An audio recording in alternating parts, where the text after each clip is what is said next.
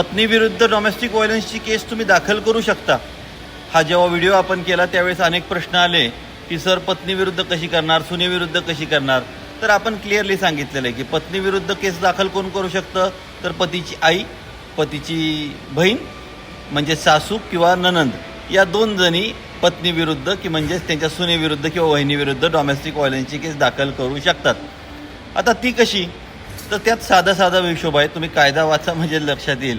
उलट का लक्षात आलं नाही हाच माझा प्रश्न आहे. तर आम्ही तर हे 10 वर्ष करतोय. तर साधं आहे की त्या कायद्यामध्ये लिहिलेलं आहे की ही डोमेस्टिक व्हायलन्सची केस कोण दाखल करू शकतं, ॲग्रीव्ड वुमन. मग त्यामध्ये काय म्हटलेलं नाही की पत्नी, त्यामध्ये म्हटलेलं नाही की 20 वर्षाची 25 वर्षाची, ॲग्रीव्ड वुमन. आणि जर तुमची आई किंवा बहीण हे जर पीडित असतील, यांना जर त्रास झाला असेल, तर त्या देखील ती केस डोमेस्टिक व्हायलन्सची केस दाखल करू शकतात.